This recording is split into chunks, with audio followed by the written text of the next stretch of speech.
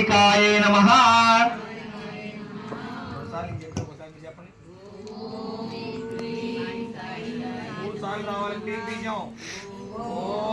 ఓం cream cream cream కాళికాయే నమః.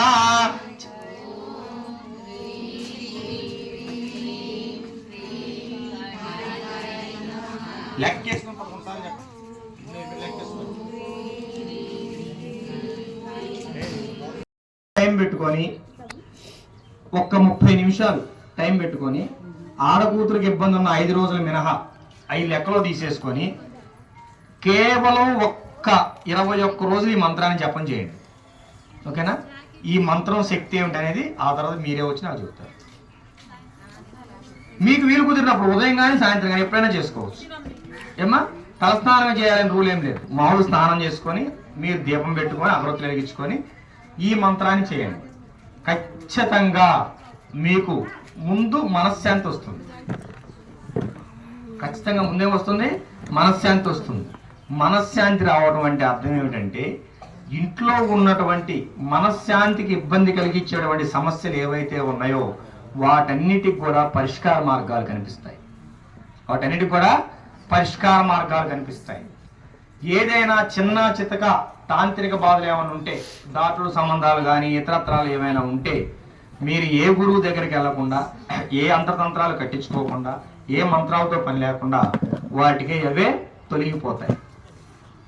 2, 3 భార్యాభర్తల మధ్య ఏమైనటువంటి సమస్యలు ఏమైనా ఉంటే, ప్రసాద్కి నీకు కాదు, అర్థమైందా? భార్యాభర్తలకు ఏమైనా సమస్యలు ఏమైనా ఉంటే, కొత్తగా పెళ్ళైన పిల్లలకు కానీ ఇతర సమస్యలు ఏమైనా ఉంటే అవి 100% తగ్గుముఖం పడతాయి. ఎందుకంటే ఈ క్రీమ్ బీజం అనేది కాళీ బీజం. ఈ క్రీమ్ బీజం అనేది కాళీ బీజం. కాళీ అంటే కర్మను తొలగించేది. ఓకేనా? కర్మను తొలగించేది. అందుకనే ముందుగా పేరు రాయించుకొని పూజలోకి రండి అని చెప్పాను. ఓకేనా? ఈరోజు మీ అందరికీ మంత్రోపదేశం అయిపోయింది. ఇక్కడ కూర్చొని మీ అందరికి కూడా మంత్రోపదేశం అయిపోయింది. ఏమా ఈ మంత్రాన్ని నిష్ఠగా మీరు జపం చేసుకోండి.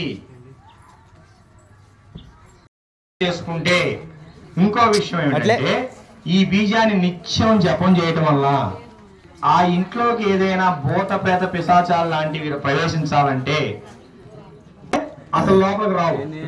ఈ మంత్రం జాగ్రత్త చేసుకోండి. మరి మొత్తం మనం బీజాలు ఎన్ని చదివాము? 3. అవునా? Cream cream cream. 3వ క్రీం దేనికంటే ఇంట్లో ఉన్న దరిద్రం పోవడానికి. ఇంట్లో ఉన్న దరిద్రం పోవడానికి లక్ష్మీ ఆకర్షణ జరుగుతుంది. లక్ష్మీ ఆకర్షణ జరుగుతుంది. అందుకే ప్రత్యేకించి 20 రోజుల నుంచి ఫోన్ క్యాన్వా చేస్తూ ఉన్నా, పేర్లు ఇవ్వండి పేర్లు ఇవ్వండి అని. ఒక 2కో 3కో లక్ష్మీ తంత్రం లేకుండా పోయి ఆ లక్ష్మీ తంత్రం మీకు ఇచ్చా కదా మా బాక్సు, దాంట్లో మీ శక్తి కొలది ఒక 11 రూపాయల బిళ్ళలు పెట్టండి. ముందు అవి తీసి పక్కన పెట్టుకొని ముందు లోపల రూపాయి బిళ్ళలు పెట్టండి. ఓకేనా? ఇంటికి తర్వాత వీటిని వాటి పైన పెట్టుకోండి. ఒక విషయం, వీటిని ఎప్పుడు కూడా కడగకూడదు. లోపల వాటిని ఎప్పుడు కూడా కడగకూడదు. ఒక శుభ్రమైన ప్లేట్ తీసుకొని ఇవన్నీ ఆ ప్లేట్లో పెట్టుకొని ప్రతిదీ శుభ్రంగా తుడుచుకోవాలి. జాకెట్ ముక్క, కొత్త జాకెట్ ముక్క ఒకటి కొనుక్కొని తర్వాత ఎప్పుడు దాన్ని పిండి ఆరేసుకొని పక్కన పెట్టుకొని దాంతో తుడుచుకొని అష్టగంధం అని అమ్ముతారు డబ్బాలు చిన్నవి. ఏమా కొంచెం అష్టగంధం తీసుకొని దాన్ని కలుపుకొని ప్రతిదానికి గంధం బొట్టు పెట్టుకోండి. ఆ గంధం బొట్టు మీద కుంకుమ బొట్టు పెట్టండి. పెట్టి ప్రతి గురువారం లేదా శుక్రవారం మీ ఓపిక పెట్టి ప్రతి శుక్రవారం సాంబ్రాణి పొగేయండి. రోజు మీరు మామూలు పూజ చేసుకోండి, కానీ శుక్రవారం మాత్రం ఖచ్చితంగా ఆడవాళ్ళ ఇబ్బంది ఉన్న రోజు వదిలేసేయండి. ఇబ్బందులు వస్తే వారం, మిగతా టైంలో ఖచ్చితంగా సాంబ్రాణి పొగేయండి. ఏమేయాలి? ఖచ్చితంగా సాంబ్రాణి పొగేయాలి. వేసి పసుపచ్చని నైవేద్యం పెట్టండి. అంటే ఏమిటది? పొంగలి, బెల్లంతో ఉన్నటువంటి పొంగలి, పులిహార గిహార కూచిపోయినాయి, లేకపోతే లడ్డు, మైసూర్ పాకు ఏమా చేసి పూజ చేసి, ఓకేనా? మీరు తింటాం కాదు, 12 సంవత్సరాల లోపు పసిపిల్లలకు పంచండి.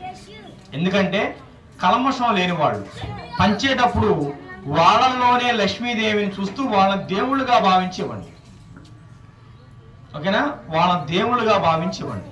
వాళ్ళే దేవుళ్ళు, కల్మషం లేనివాళ్ళు. ఓకే, వాళ్ళు తింటే అమ్మవారు తిన్నట్టే, కథం. వాళ్ళు తింటే అమ్మవారు తిన్నట్టే, ఇంక అసలు సమస్య లేదు. ఓకేనా? ప్రసాద్ లాంటి వాళ్ళకో, నా లాంటి వాళ్ళకో, ఇంకోటి శివగారు లాంటి వాళ్ళకి ఎవరు పెట్టవద్దు. ఓకే, ఓల్డెస్ట్ పీపుల్ మనకొద్దు. ఓన్లీ పసిపిల్లలు, 12 సంవత్సరాల పిల్లలు, ఆడపిల్లలు, మగ పిల్లలు ఎవరైనా సరే 12 సంవత్సరాల పిల్లలకి ఇవ్వండి. ఓకేనా? ముద్దుగా గారాభంగా తీసి చేతిలో పెట్టండి. ఓకేనా? వాళ్ళు తింటే భగవంతుడు తిన్నట్టే. ఇది లక్ష్మీ తంత్రం. ఇవాళ శుక్రవారం చేస్తున్నా కదా, బ్రహ్మోత్సవం శుక్రవారం వచ్చినాయి కదా, ఈ వారం కూడా లెక్కే మీకు. ఖచ్చితంగా 41 వారాలు చేయండి. ఓకేనా? మీకు ఏవైనా సరే తీరకూడని ఏమైనా ఉంటే నేను చెప్పలేనులే, కానీ 99% ఎవరికి కూడా ఆర్థికపరమైన ఇబ్బందులు ఉండవు. ఎవరికి కూడా ఆర్థికపరమైన ఇబ్బందులు ఉండవు. మీరు ఇల్లు కట్టుకోవాలనుకుంటున్నారా, సంకల్పం చెప్పుకోండి.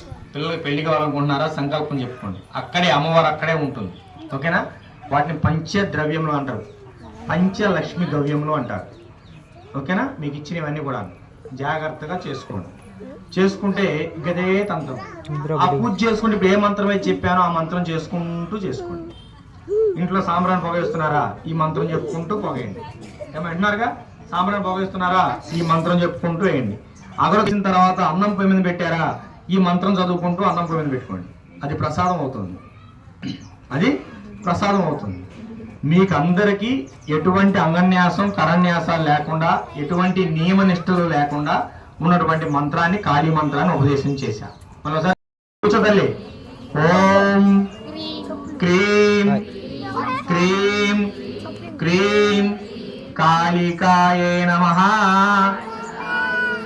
ఓం క్రీం క్రీం కాళికాయే నమః. ఇది మంత్రం. మీరు తులసి పూజలు చేస్తున్నారుగా, దీపం పెట్టేప్పుడు కూర్చొని 21 సార్లు 11 సార్లు ఈ మంత్రం చెప్పుకోండి. ఓకే, ఇంకా అక్కడ ఏది రాదు. అర్థమైందా? అందుకోసమే ఇవాళ గాయత్రి మాత అలంకరణ, అమ్మవారు మనకి బ్రహ్మోత్సవాలు కలిసి వచ్చే రోజున ఈ శక్తివంతమైన ఈ పూజని పెట్టాం. ఇది వైదిక పూజ కాదు ఏమ్మా, ఎవరో ఇది వైదిక పూజ కాదు, పూర్తిగా లక్ష్మీ తాంత్రిక పూజ. సరేనా? మళ్ళీ పూజ మొదలు పెట్టండి. మీకు పూజలు ఏమైనా డౌట్స్ ఉంటే అడగండి అమ్మా, ఇబ్బంది ఏం లేదు. ఎవరికైనా డౌట్స్ ఉన్నాయా?